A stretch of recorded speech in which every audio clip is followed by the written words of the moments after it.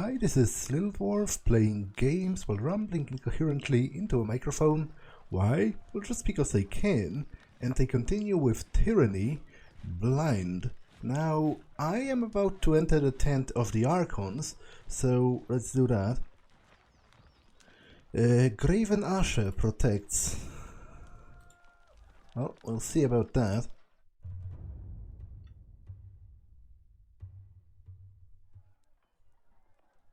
Yesterday you tried me for wanting to wait. Now you suggest an even longer delay?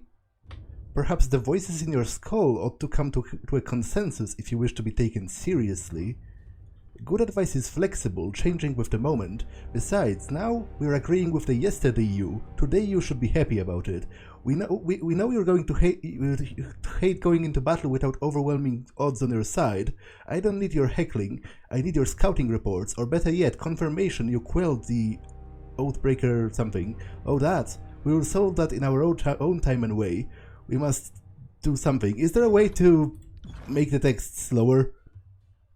Like, I could read it, you know, I could read it on my own quick enough, but not out loud, because obviously English is not my first language, so sometimes there's a bit of a delay when I look at a particular word and, you know, have to sort of remember how to read it out loud. I understand it, but I still have to wait a bit until my mind...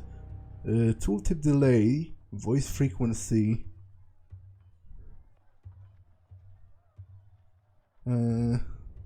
area loot radius, is it under sound? No.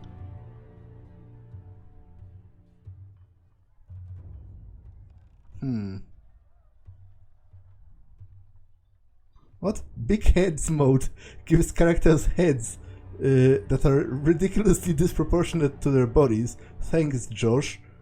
That's not what I want though. Oh, Caevus effects might be used while enemies are killed, but it's disabled by default, so I assume it's more for fun factor or whatever. But is there a way to make the text slower?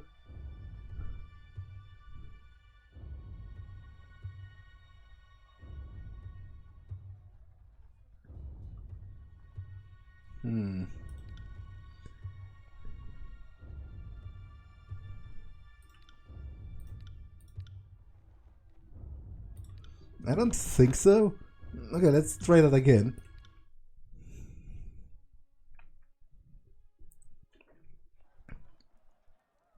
Yesterday you tried me for wishing to wait. Now you suggest an even longer delay? Perhaps the voices in your skull ought to come to a consensus if you wish to be taken seriously. Good advice is flexible, changing with the moment. Besides, now we're agreeing with yesterday you. Today you should be happy. We know you hate going into battle without overwhelming odds on your side. If you're so terrified of a challenge, why not wait for reinforcements? I don't need your heckling, I need your scouting reports, or better yet, confirmation that you've quelled the Oathbrakers in the valley. Oh, that? We're going to solve that in our own time and way. We must make at least token effort to show mercy after all. Mercy? They have shat upon our mercy before. Those gutter-born South Nobs deserve nothing better than death. Oh, calm down now. We must leave something to rule. Or have you forgotten Caevus' orders? Patience, old chum. Okay, so that's Graven Ashe and the voices of Nerat. And there's also Iron Marshal Erenos and the Fifth Eye, which I suppose are like their top lieutenants. The Fifth Eye specifically was mentioned. This battle report from Eco Call Crossing blames the failure of the assault on the village on the Scarlet Chorus, apparently.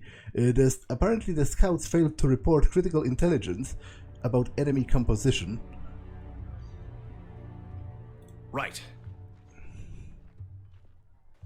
That's 4 reports of avalanches in the mountains now. The Tearsmen can barely count past 9.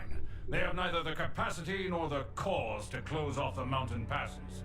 Either way, that leaves the 2nd and 4th cohort trapped outside the valley.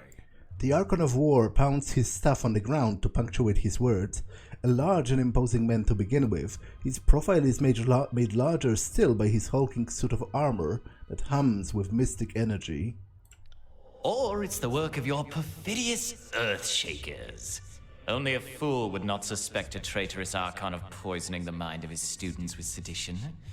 We would have killed the Earthshakers Guild for their master's treachery, but I'm sure you have some perfectly valid reason for allowing them to live as your pawns.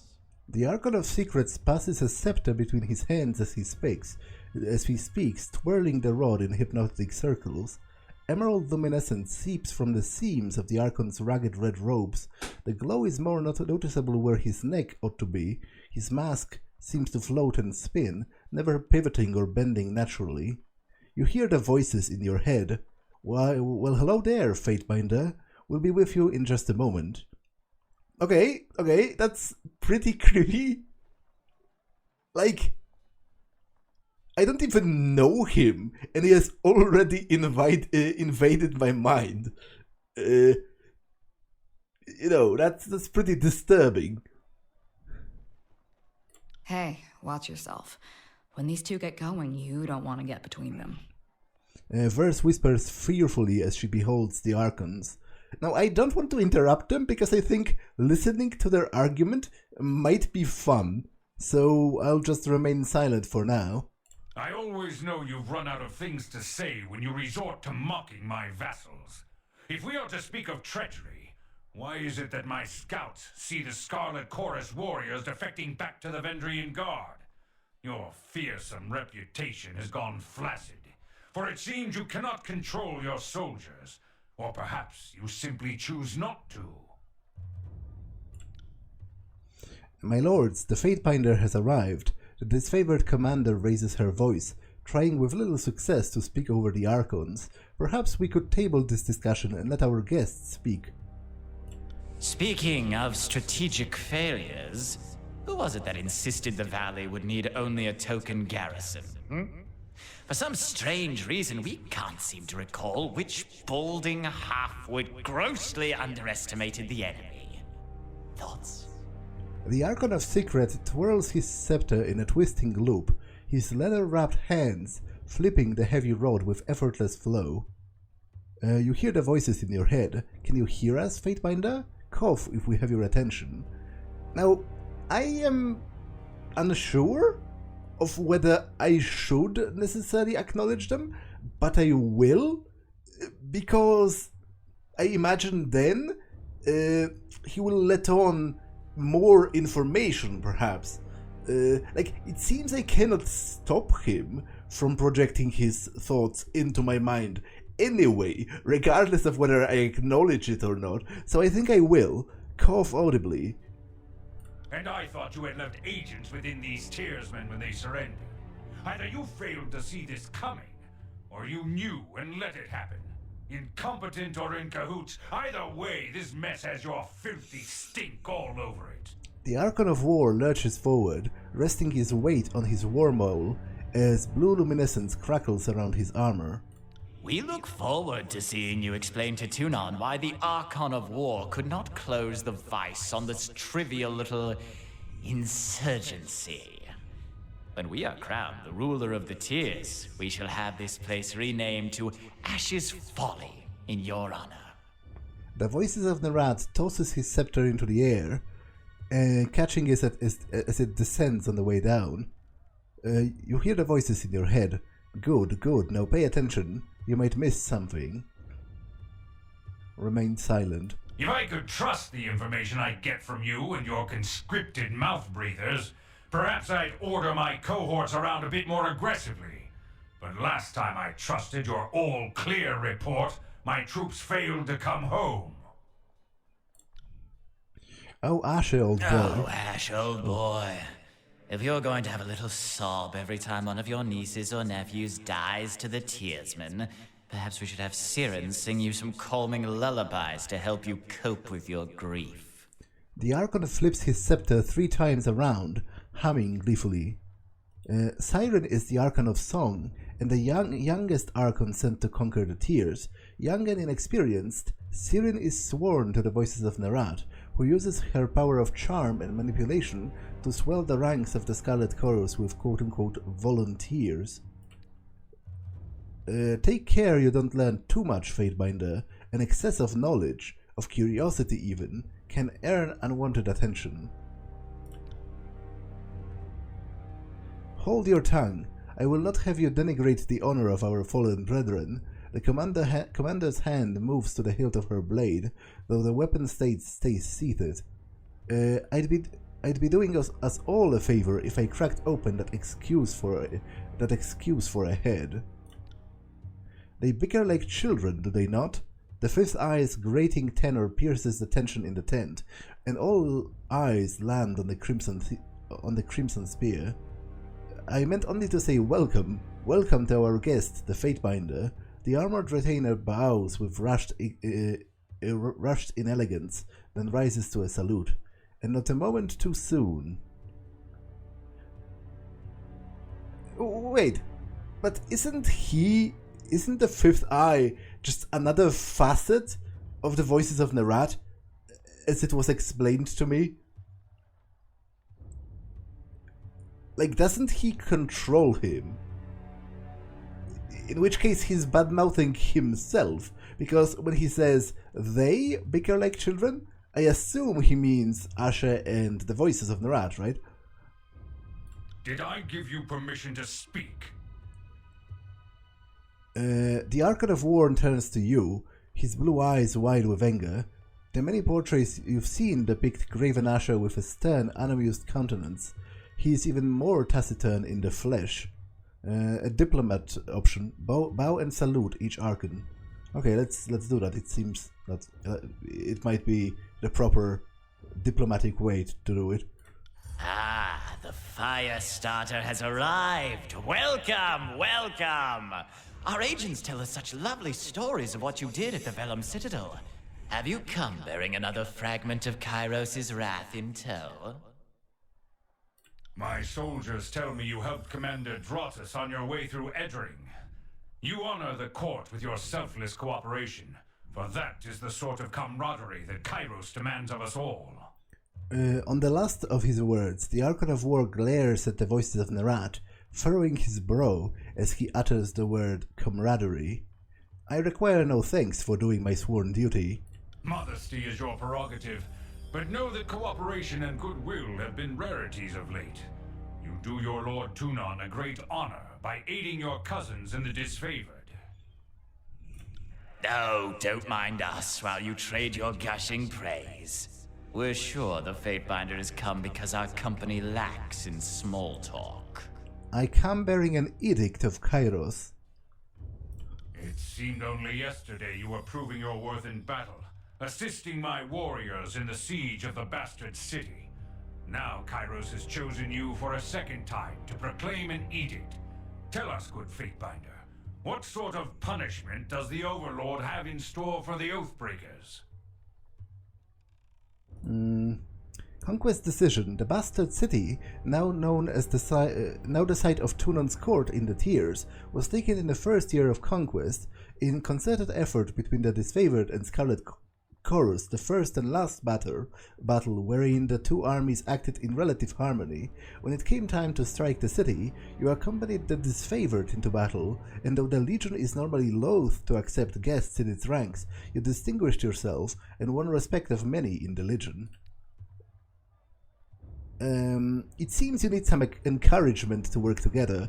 Kairos' edict will end the lives of everyone in this valley unless Ascension Hall is claimed by Kairos' Day of Swords. The earth sways with every word you utter, the air thickening with warmth as you pronounce the thirsty phrase commandment, its every syllable drafted by the hand of Kairos. With the edict proclaimed, your pulse quickens and the muscles in your legs, worn from a long trip down the mountains, feel renewed, the tired limbs now nearly buoyant with vigor. Okay, so it does give us a boost as well. Like, sure, it's still an extremely dick move, because it seems to me, given Kairos' level of power, he could just say, like, it hasn't been adequately shown that it would be impossible to phrase the edict in a way where it would say, all who are not under the aegis of Kairos' peace or all that have not yet bowed to Kairos shall perish, and just kill the Oathbrakers. But instead, he wants us to conquer them, or he kills us all. But at the very least, he gives us a little bit of a boost with it.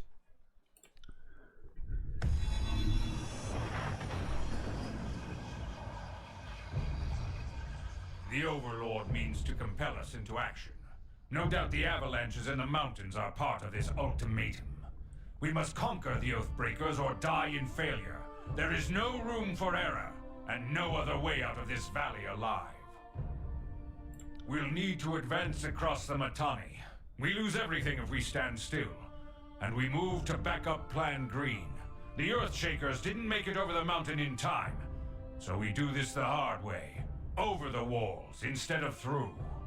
The Archon of War taps a finger against his temple. A low rumble escapes from under his beard. So you found your backbone at last! Oh, we were worried past humiliations would make you soft, timid. That was a record for you, right? A baker's dozen lost in one sortie. If you had waited for the chorus reinforcements, maybe we'd have eyes and ears on the matter. The Archon of Secrets passes his scepter from one hand to the next, chuckling softly with each toss. Watch him squirm. So many tears of irreplaceable, expendable, useless soldiers. I miss the old Archon of War. You'd never seen blood echo in a blubbering mess over a few dead killers. He'd used the knuckle bones of his best disciples for jewelry, and even made a breastplate out of his dead brother's ribcage, because that's how a real man deals with grief. Okay. I can insult the voices of Nerat, which seems like a pretty insane proposition, if you ask me, so I am not going to do that. Learn to work together, or we're all doomed. The Fatebinder is right. We're acting not as leaders, but as children. I've no time for your foolish japes and petty taunts. We should focus on the objective at hand, and that is taking the Mittani River, and then advancing to Ascension Hall and ending this edict.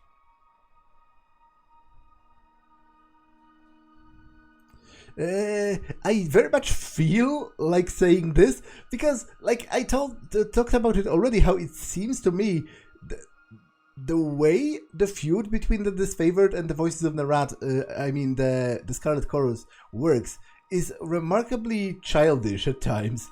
Like, where they literally become offended at each other and quit the same battlefield as if they were children in kindergarten, refusing to share the same playground. But I will not say this. I will say this. That's enough talking. There's work to be done. My lord, Barik and his band have been drilled on the Ecocol assault plan. The Crescent Runners should be briefing him as we speak regarding the latest enemy movements along the river. I will dispatch him at once. The Iron Marshal salutes, clapping her gauntlet against her breastplate.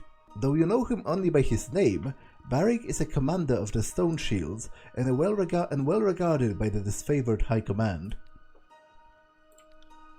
And I will ensure the Chorus stands ready to march. If the Disfavored can take the river, the Chorus has the manpower to secure the outer ring of the valley. Our soldiers clamor for battle, and at last we shall have it. Verse, we command you to continue guarding the Fatebinder. Tunon's chosen is our honored guest, and must be shown our finest hospitality. I just noticed, I didn't notice it before.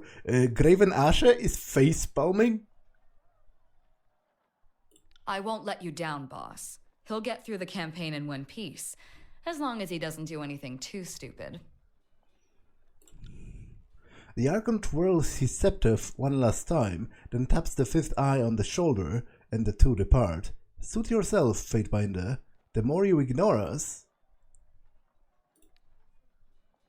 Well, I didn't exactly ignore you. In fact, I very deliberately responded to your prompt of signalizing with a cough whether I can hear you.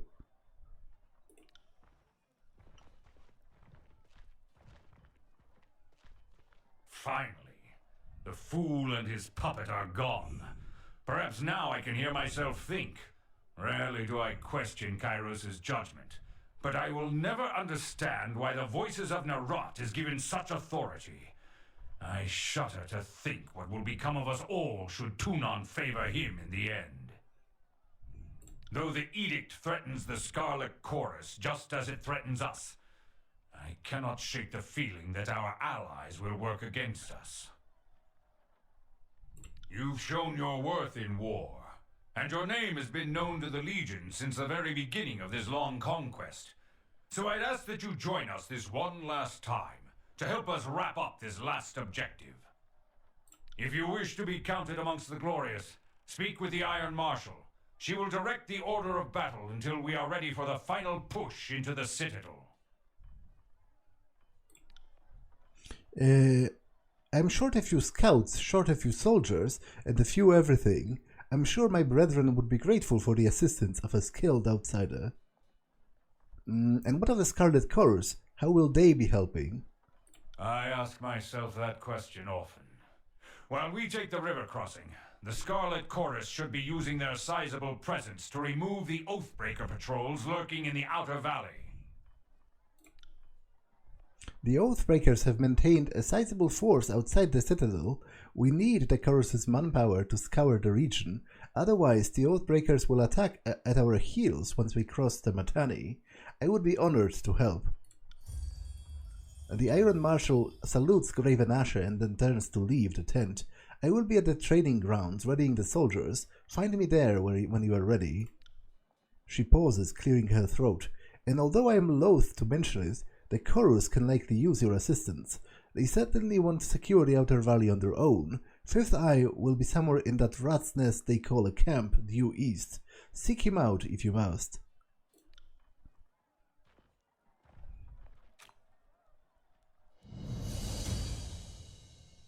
Okay, so it's 363 days to Kairos' Day of Swords. So the game did notice that I waited, but to be honest, I feel sad and a little frustrated that none of the characters noticed. Like, shouldn't they be like, oh, this edict isn't really that bad, we have an entire year to accomplish this. Whereas normally it would be like, what, 8 days versus a year? Like, they should have noticed that. Question. Can I steal from you? Would you mind?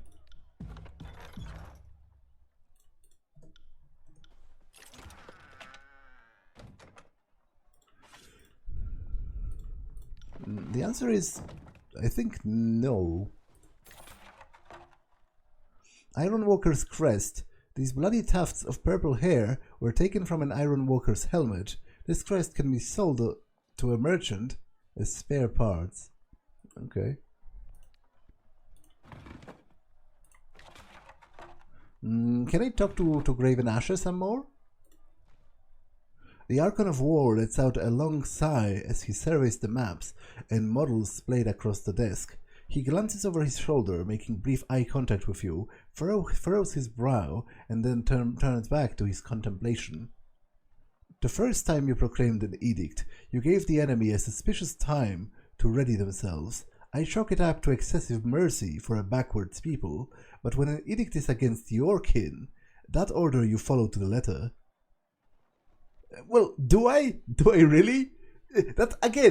That's frustrating, because that's a perfect moment for me to be able to say that I specifically waited past that date to give us an entire year to accomplish this objective. Like, this is the perfect moment to say that, and I can't. May we speak for a moment? Bow to the Archon. I tire of all this endless prattle. I am the Archon of War, and the Overlord has decreed battle. If you wish to help, go and speak with my soldiers. Return when you have done something useful. The Archon of War pounds the heft of his maul against the ground. Okay, so he doesn't want to talk any further.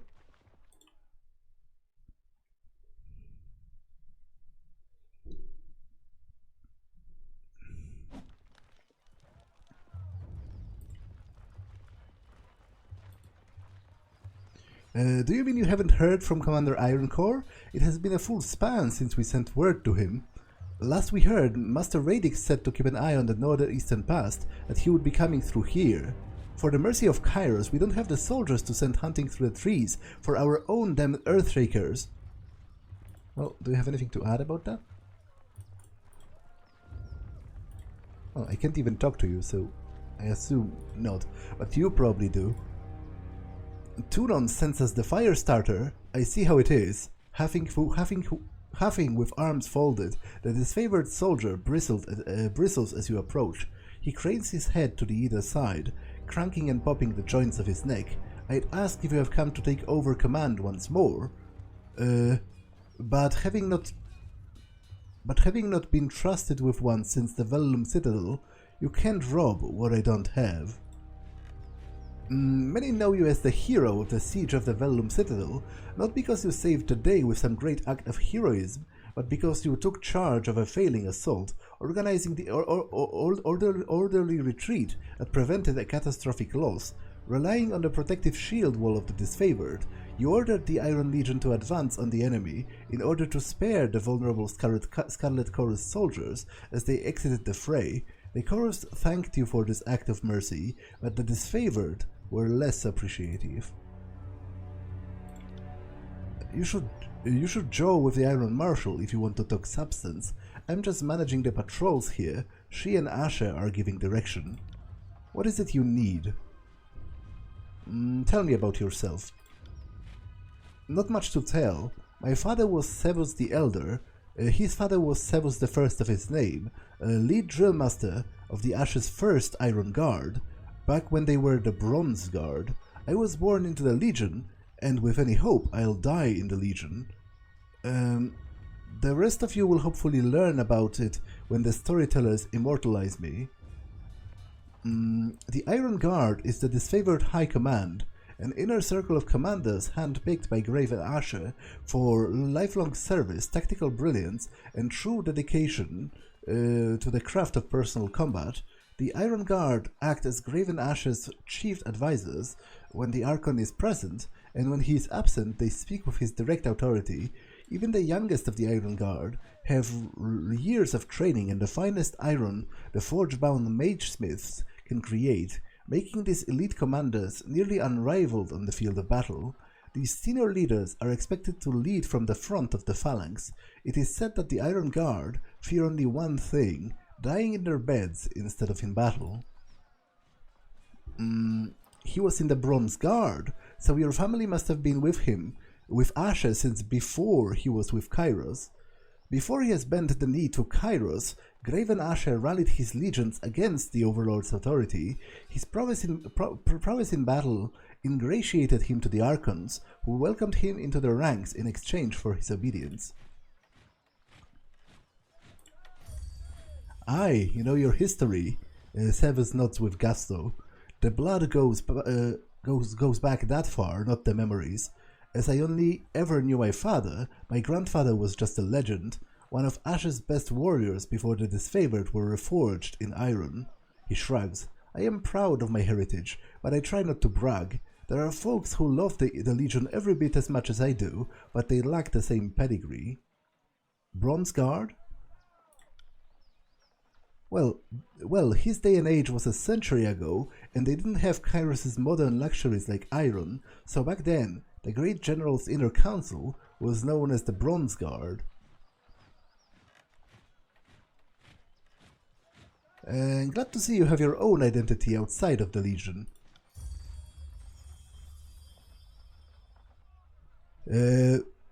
Failing to conceal a smile, Verse chuckles to herself.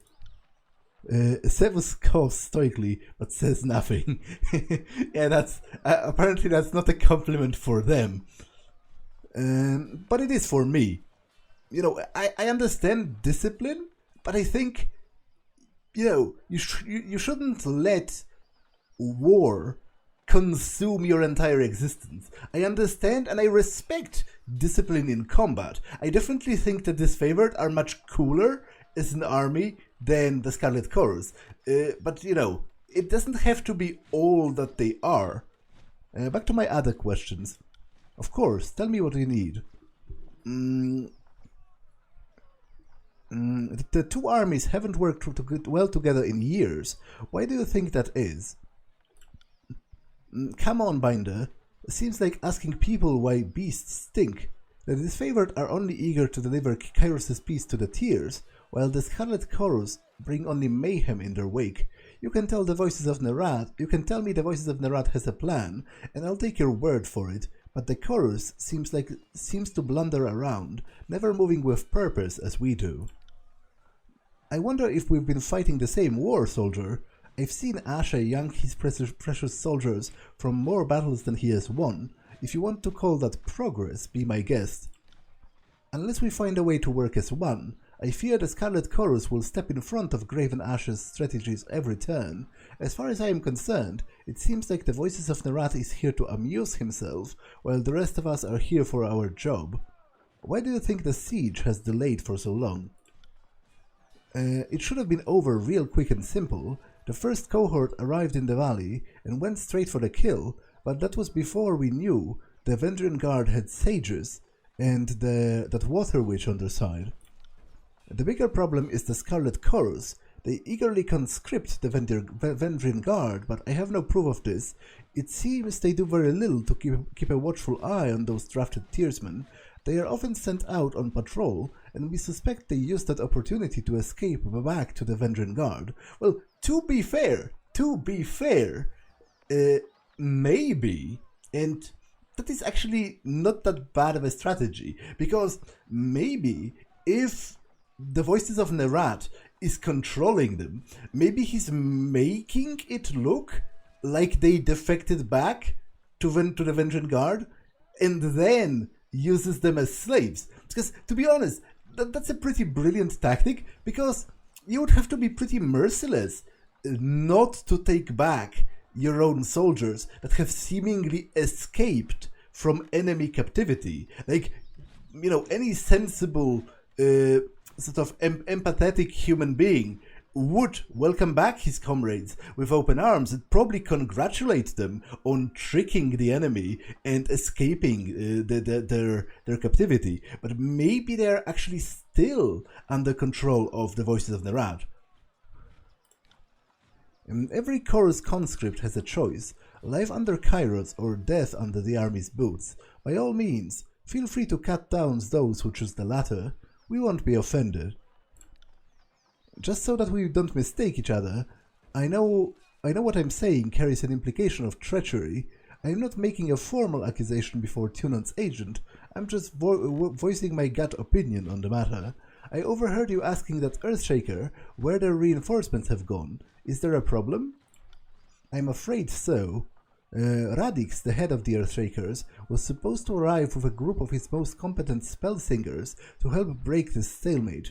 I don't know what's holding up their arrival, and that worries me. If you were at all inclined to lend a hand, we could use some arcane support on our side. I could lend a hand.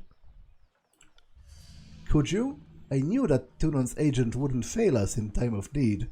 I'll mark the last note site and our Earthshaker reinforcements on your map. Good hunting, Fatebinder. Farewell.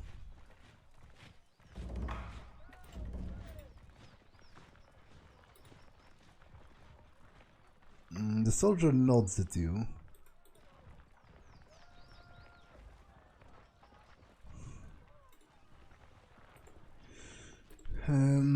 Okay, let's talk with you.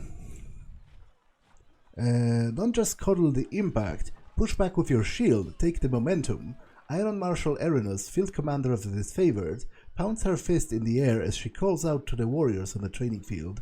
I set eyes on your opponent's waistline. If you spend more than a glance checking his footwork, you've lost. The Disfavored officer turns to you, adjusting her pale golden surcoat as she clears her throat. Need to stay on top of the troops or their skills will rust. It's for their own good, even if they don't believe it. Judging from her uniform, This is Iron Marshal Erinos, first among the equals in the Iron Guard, Graven Ash's inner circle of trusted followers, charged with being the duties of... what? Charged with being the duties? Not with doing the duties? The duties of leadership, logistics and trading. There is a rarely a quiet day for the second in command in the Disfavored Legion. How are your warriors reacting to the edict? Caevus' ultimatum has the camp on edge. Some with dread, but most rife with anticipation. She points to the men sparring in the field. We've lost a lot of brothers and sisters we have a lot of brothers and sisters to avenge, and the warriors are eager to take out some aggression. I for one choose to see the edict as a blessing, for it forces our generals to act, and we are long overdue. It was mentioned you're short on warriors and need help. What's the situation? I have brigades along Placid, Echo Call, and Little Tooth crossings. The Veteran Guard might be able to hold one bridge, but they cannot hold against a concerted three-pronged attack. I have no right to give you orders, but... Her words falter, a short cough breaking her flow. But if we all die to Caevus' edict should we fall. So I'm not about to let my pride blind me to the value of good help. This is the second major attack on the river, correct?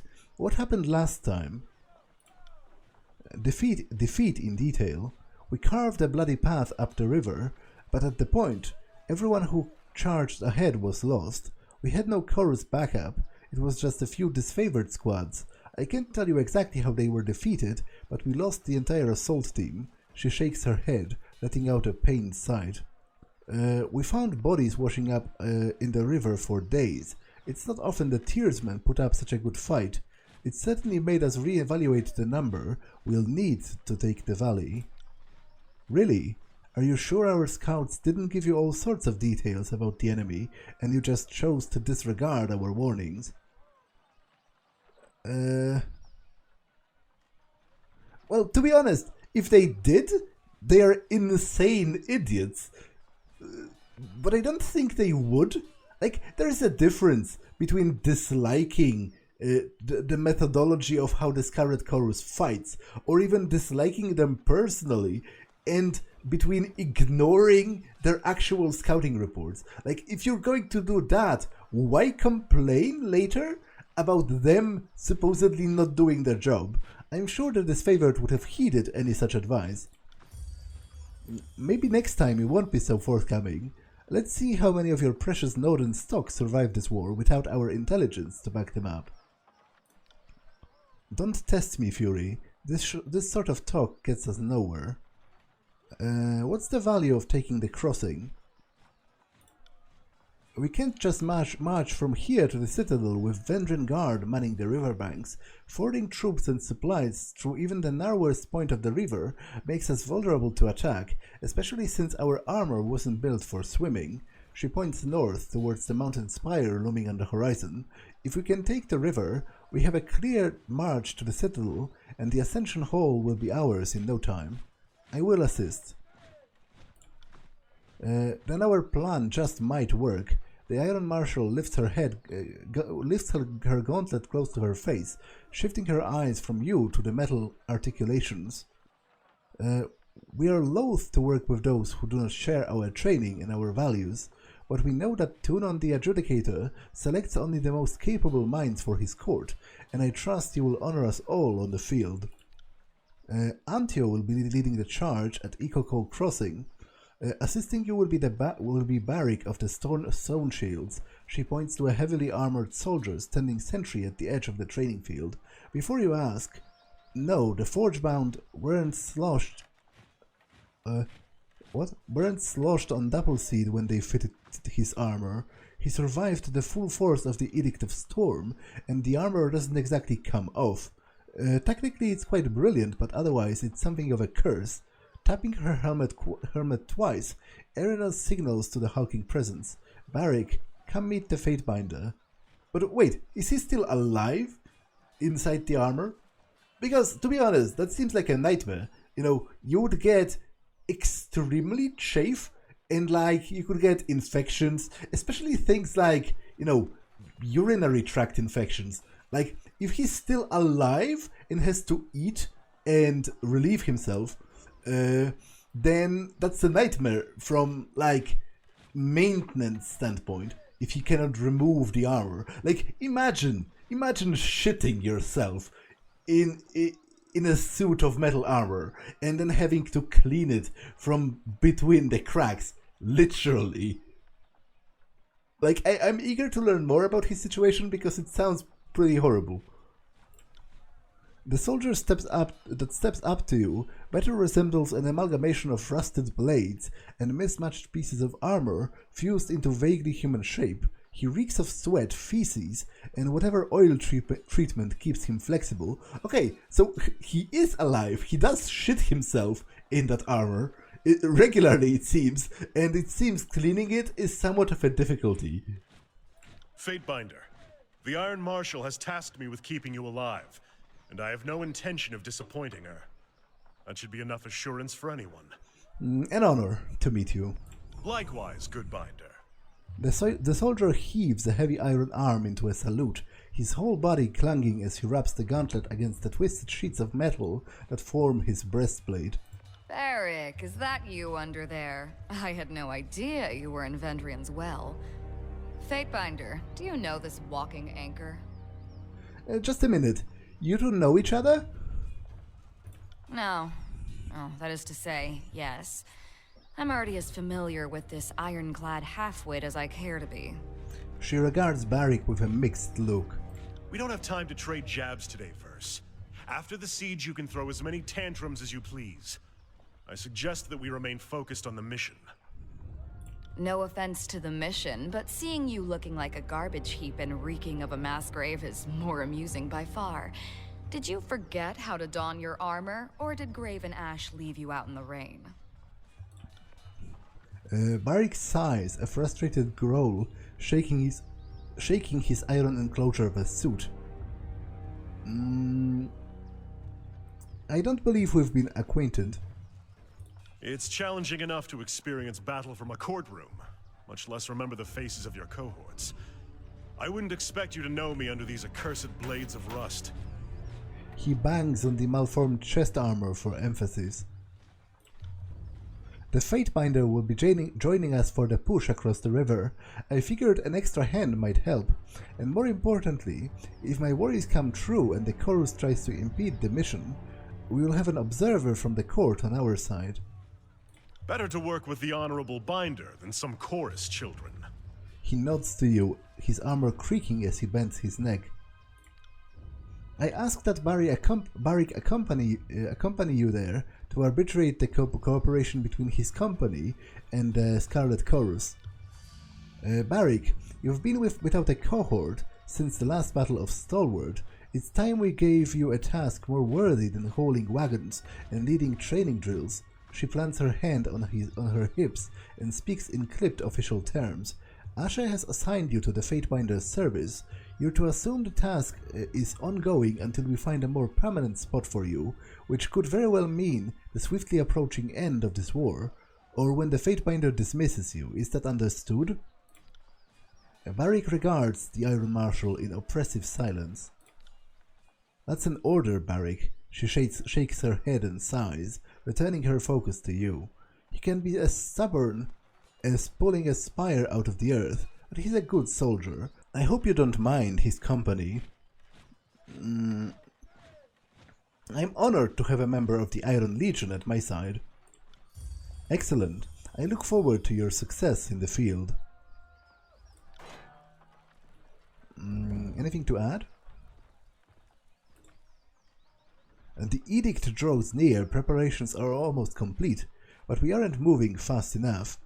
Hey, she looks past you, yelling at a soldier far afield. I said round up those javelins, not a suggestion. She folds her arms, looking at you expectantly. What's your role in the Disfavored? I am the commander of the Iron Guard, swordmaster of the Disfavored, and the captain of the 3rd Boreal Company. Her voice booms loudly as her titles roll off her tongue. Commander of the Iron Guard. Doesn't that make you second in command next to Ashe? That I am. She folds her arms. But I view it as a very, very second distant. A very, very distant second, is what I meant. And I have no plans to outlive the immortal Graven Ashe, so while by tradition I am an executor, or I suppose the executrix of the Legion, I hope never to act on this sacred duty. Make no mistake, Graven Ashe is the mind of the Disfavored. I am but his right hand, a student to his military genius. Where have you seen battle? Let's see. The Gates of Judgment, the Bastard City, quick jaunt through the parts of Haven and then on to Stalwart. She looks up at you with a shrug. And finally here, Vendrin's Well. Quite a tour it's been. Previous questions. What can you tell me about Ascension Hall? Caevus' edict is directing us to take Ascension Hall. That's what the locals call the inner sanctum of the citadel, built at the base of the mountain spire. She points east towards the narrow vertical line of stone that rises above the other points in the horizon. It's also the base camp for the Vendrin Guard, so taking Ascension Hall has always been one of our objectives in putting down this insurrection, but now we have a life or death reason to make that citadel our one and only focus. Who's the strongest warrior in your cohort? Modesty demands I omit myself, but I had to form the Legion into one. But if I had to form the Legion into one giant phalanx, I'd have Caevus the Younger and Barik take the corners. Caevus has been at this since before I was born, and Barik, well, she hesitates. Well, what? I am neither deaf nor fragile. Say what you were going to say. I was going to say that you're perhaps one of the best warriors in the outfit, but good luck getting you to wear regular uniform. You're a good soldier, Barik, but you know you're a pain in my ass. I'm honored to be assigned one of your finest. The honor is mine. When this campaign is over, I hope you'll accompany me in hanging more Vendrin savages along the road. Think of the stories we'll have to trade. Well, I'm not very enthusiastic about this, and I'm also not very enthusiastic about you smelling like shit. Like, that has to be thoroughly unpleasant to be around, especially in hot weather. Okay, I think I can leave, right? I don't have anything else to do. He has unspent talent points. What weapon do you carry? Sword and shield. Okay. What can I give you? Punisher. Okay, you have just two talent. Punisher or Punisher or Sentinel. Is Sentinel defensive? Issues a mocking invitation, challenging the enemies to attack Barik. Strike a single enemy, dealing significantly increased damage if the target is engaging Barik.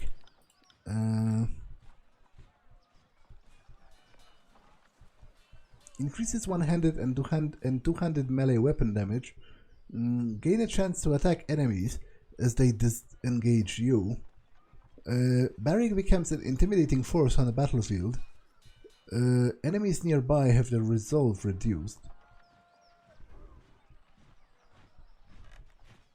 Let's go for increased damage. For now. Graven Ashe protects. Will do.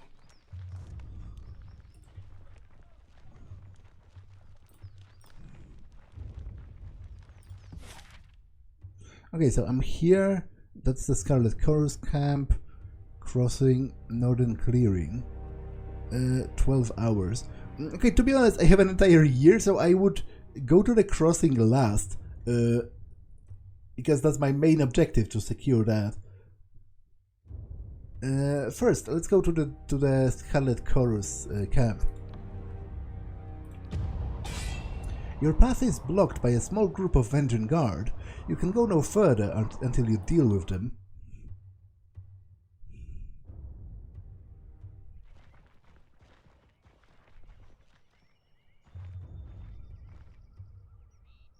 That's far enough, Fatebinder.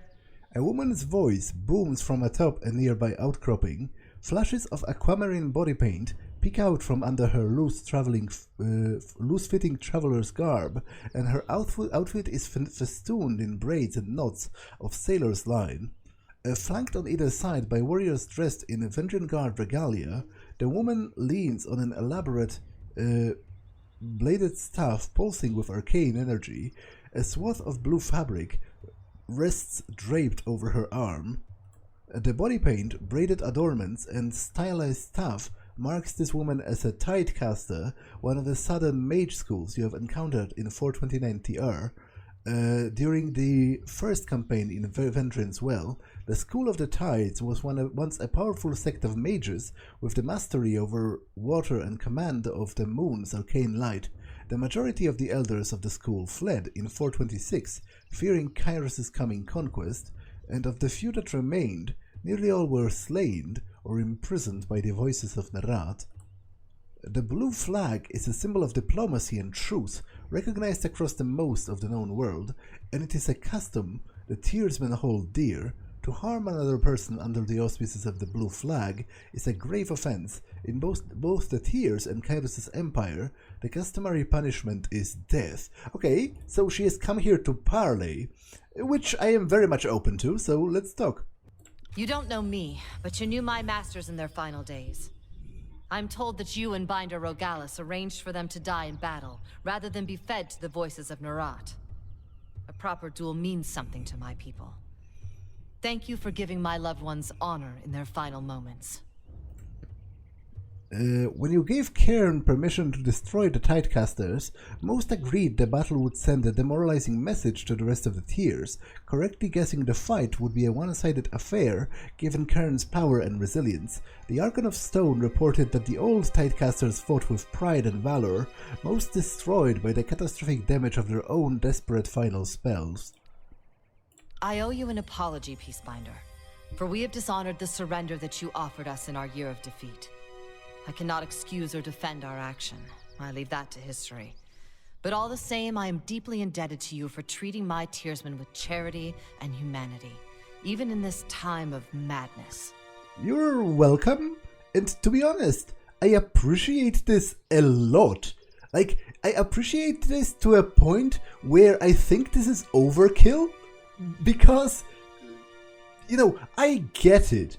Like, sure, technically speaking, they have broken the terms of surrender, but come on, the surrender was forced on them under threat of literal destruction, and we've come here, conquered their land, and now she's apologizing for fighting back. Like, I appreciate it.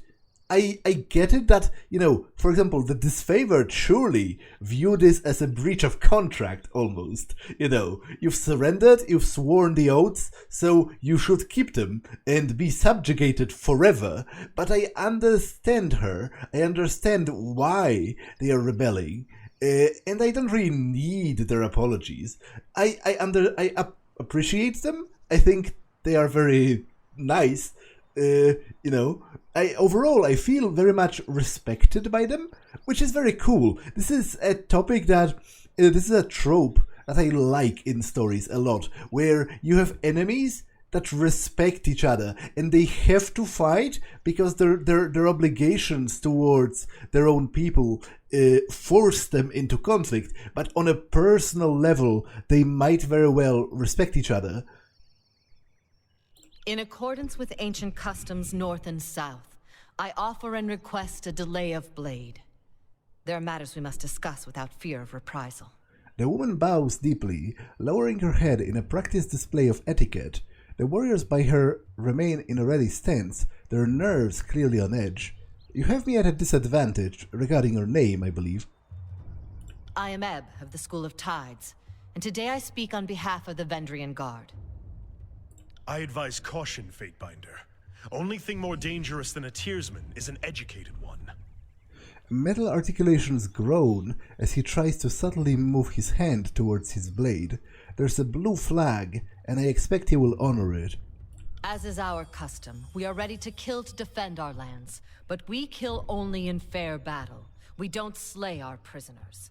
We know this isn't Kairos's way, but we must have hope. A few of my kin have gone missing, and though they may have perished, I have to inquire on the off chance they still live. If Captain Tarkus Deimos still lives, we would negotiate for his release. One of the leaders in the attack on the Edgering ruins, Tarkus Deimos was subdued during the battle. In accordance with the Disfavored, you ordered him executed. That makes me wonder, if he was a slave of the Scarlet Chorus, could we ransom him? Well, he's dead, so it's not going to happen, but it's an interesting question that is going to nag me a little now. Tarkus Deimos is dead. I see. That is as I feared, but thank you for telling me all the same. I prefer closure to wishful thinking. If I may make one more inquiry, what of Palox Tyrell? Did he survive? Though you rarely have the luxury of matching names to the countless tearsmen you have encountered, you're reasonably certain she is asking about the Vendrian Guard warrior that took Drastus hostage. He did not survive the encounter. Palox Tyrell is dead as well. She nods slowly, saying nothing for a long moment. My apologies, Fatebinder. I had a terrible feeling this errand was in vain from the start. I had no expectations that our friends could be saved, as I'm sure the time for swapping prisoners is long gone. But at least I know of what became of them. That'll have to be enough. I have some questions for you. We shouldn't be socializing with Oathbrakers.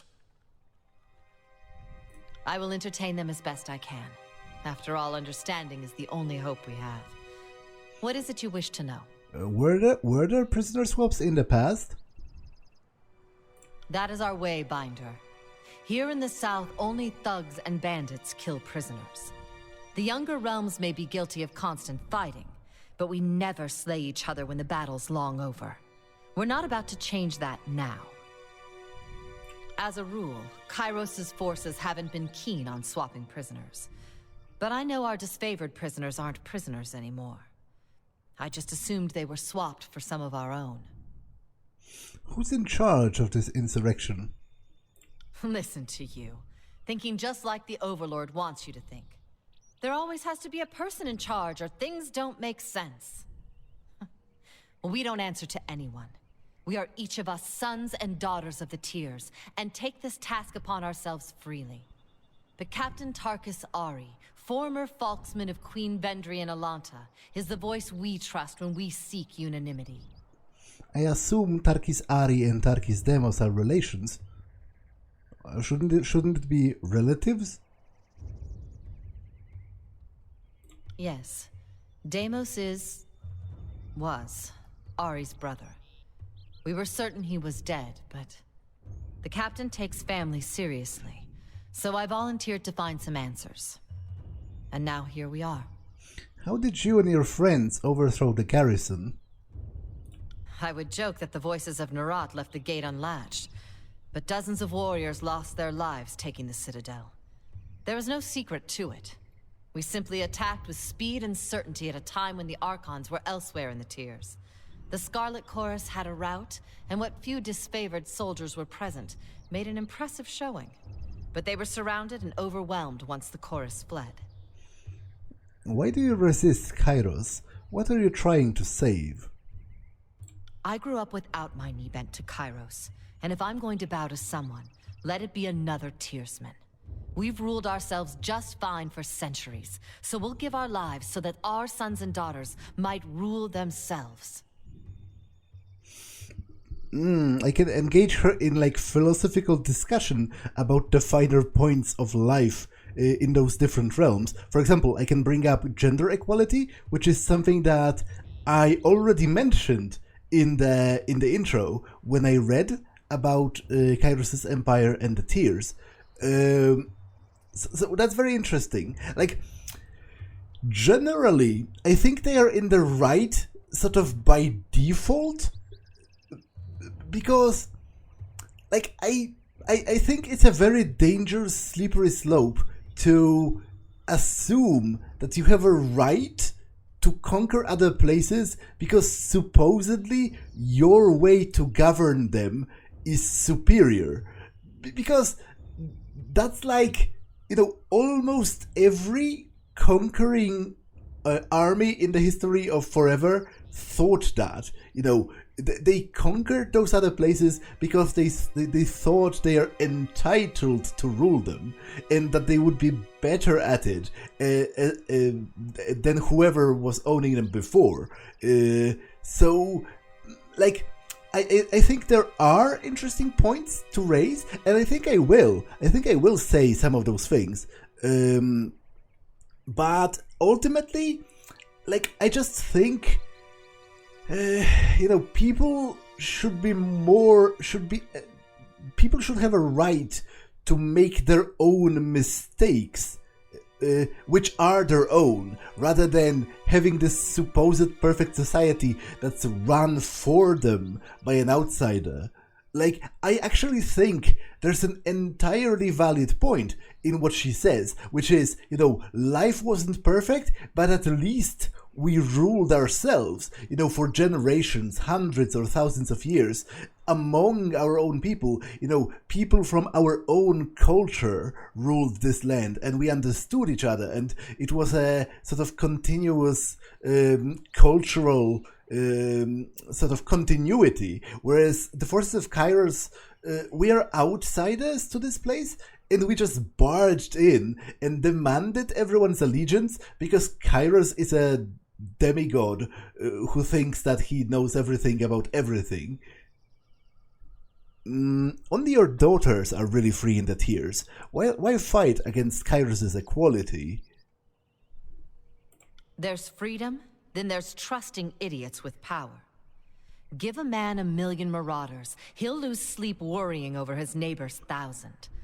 I prefer my realms ruled by the braver sex. For centuries we've left the lands to the women and the seas to the men. And we did plenty fine until Kairos came around.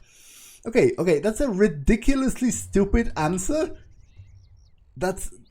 It doesn't really endear me to them, because that's an answer rooted entirely in generations of prejudice. She just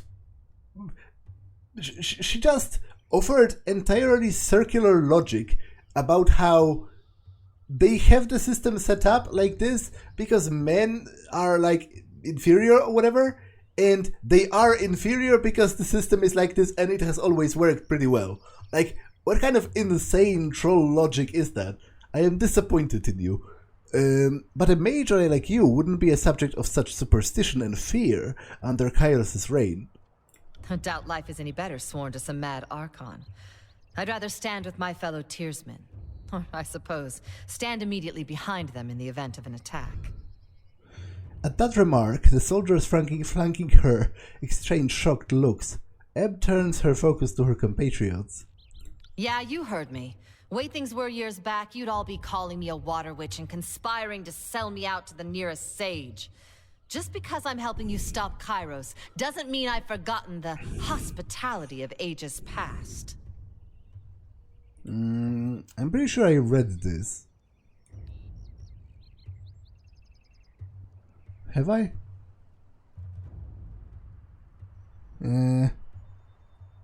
Yes, I did. And people wonder why the tiersmen could never unite in time to fight back. It's refreshing to see that some things never change. The younger realms were beset with constant battle. You'd prefer that to Kairos' order? You make conflict sound like a bad thing.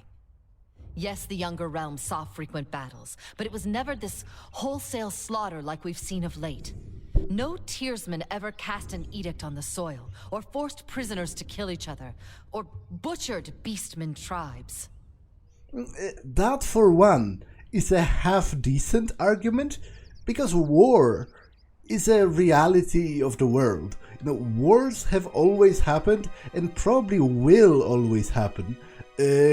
But at least she brings up that Kairos is, they bring overwhelming force. They curse people for generations, or like destroy entire swaths of land via this edict magic.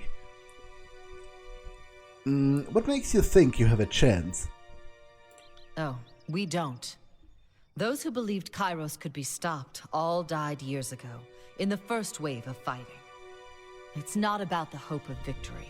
It's about the hope of inspiring others. It is very likely we will fall here in Vendrian's Well. But perhaps others will arise elsewhere. Okay, I respect that. You know, I'm Polish, so I have to respect that because like 50% of our national identity is rooted in like martyrdom and suffering. Because, you know, the last, 300 years of Polish history has been nothing but failure and blood and suffering and loss. And we had to elevate it somehow, because otherwise we would just all go insane if we didn't do that. So, as a Polish person, this doomed struggle, it speaks to me. I don't think it's necessarily wise, but I kind of get it. Let me ask something else. Okay, I guess that's all. Fair enough.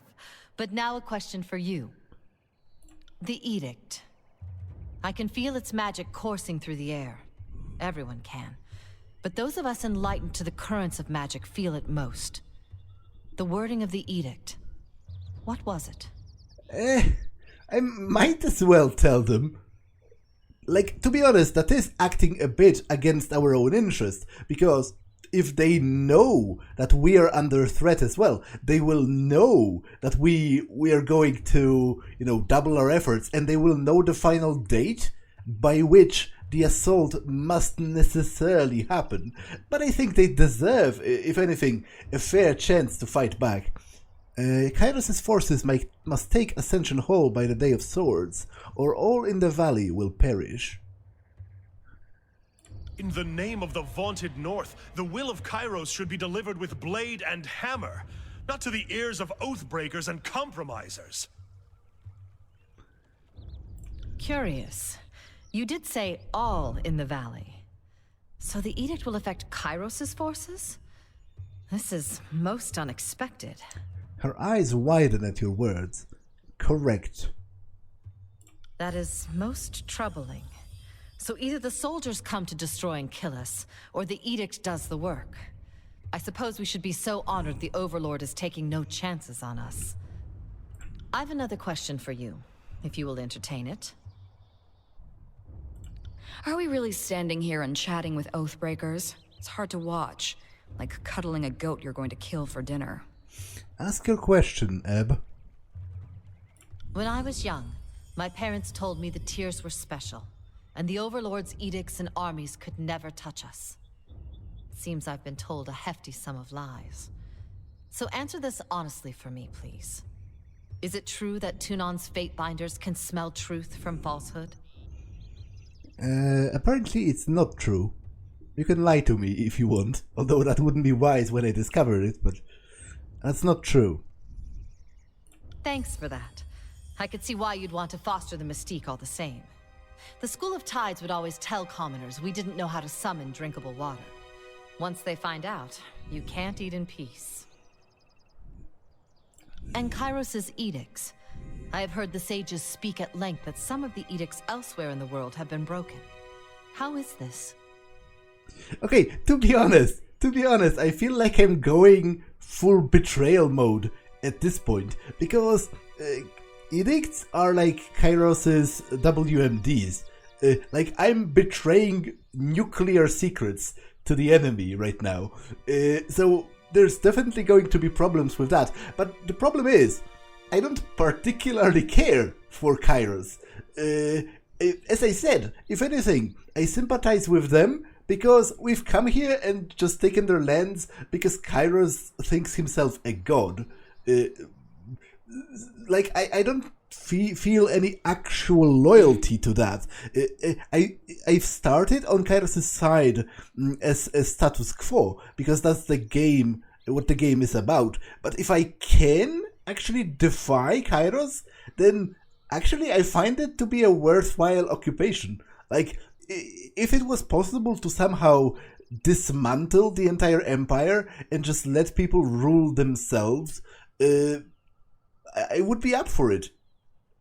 Like, although at this point I'm afraid that my own companions are going to rat me out to the Archons, because that's like pretty high treason at this point. It varies on the exact wording of the proclamation. If Kairos provides a clause allowing the edict to end, that clause can be satisfied. Ah, so some edicts are forever. The rest are, as long as Kairos has in mind? Needless to say, Kairos' magic is unlike anything we've seen in any Archon. And one more mildly self-indulgent question, but I simply must know. Kairos, male or female? I honestly don't know for certain.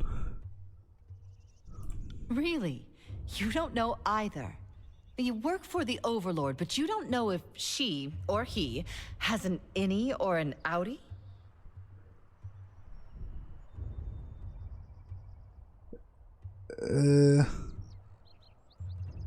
Yeah, to be honest, that doesn't matter to me. And if anything, I feel like her asking is another sign of her own ingrained gender prejudice. Because to me, it doesn't matter. Like, this encapsulates it pretty well. Would you feel better or worse to know you've lost to a man or a woman? Why does it matter? You speak true. It ultimately matters not. My apologies. The question now seems rather foolish. You must remember, Kairos was just a horror story from distant lands for much of our lives. We have many unanswered questions. You'll forgive, I hope, the questions. The Overlord and his Archons used to be things of legend. Now they're everyday maladies, and I'm eager to separate the truth from the lies I've been told by house and guild. In accordance to our most ancient customs, let us depart in honorable accord. May peace find you, Fatebinder. She bows deeply, pounding her staff on the ground twice before turning to leave.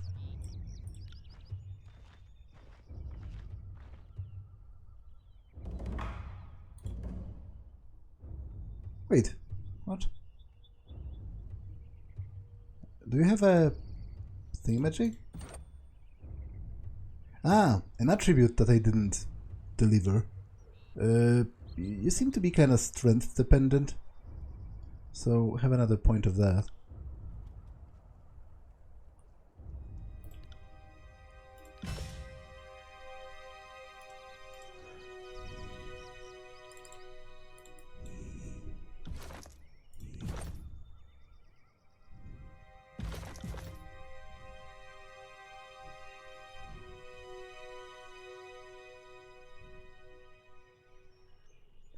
What's this? Select a missive. The will of Kairos. Stanis Javert, word has reached this court that you have issued the Overlord's edict to the Archons of War and Secrets. Know that we understand fully the weight of this burden and appreciate the loyalty you show in this declaration. Provided you survive the span, your service will be duly recognized. As you navigate the idiosyncrasies and mutual antipathy of our Overlord's War Masters, remember that Kairos watches all with interest. Those who distinguish themselves, whether Fatebinder or Archon, have the opportunity to rise in the Overlord's esteem. Even now, the Northern Courts... The Northern Courts whisper that the more successful of the two Archons will be granted the rule of the whole of the peninsula. Similarly, your fortunes will rest upon the decisions you make. Choose wisely. Tunon the Adjudicator, Archon of Justice. I don't really require clarification. It seems pretty clear-cut. What it says is, do well and there's a promotion for you in the future, do poorly and expect punishment. Thank you for the advice. Archon Tunon, allow me to express my deepest appreciation for this opportunity. Few in the Empire have the honor of treating with the Archons, and fewer still of reading the empowered words of the Overlord. I endeavor always to emulate your exemplary foresight and judgment. I remain in all things your faithful servant. The Fatebinder. Okay, send it.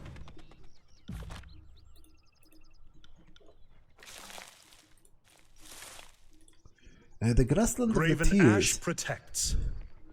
The grassland of the Tears stretch far throughout the land. Much of it remains uninhabited and unclaimed by any faction.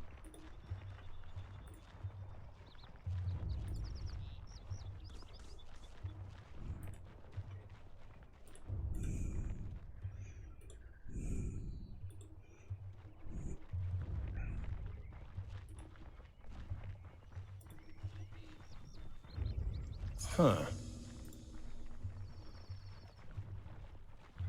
Oh, can't do that. What did you find? Soft to dirt, bronze dagger, a potion of elemental barrier, blood moss, and a whetstone. Okay, so there are hidden containers around. Pretty interesting. You can make out the faintest outline of a soldier's arm in the bottom of the pond, a victim of the previous battle. Can't do that. In this Sorry, area. I can't. Can I murder a deer? Sorry, I can't. Sorry, I can't. I can't, seemingly. Okay. Let's continue to here.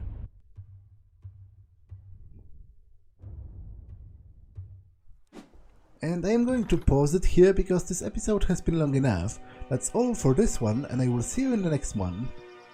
Bye!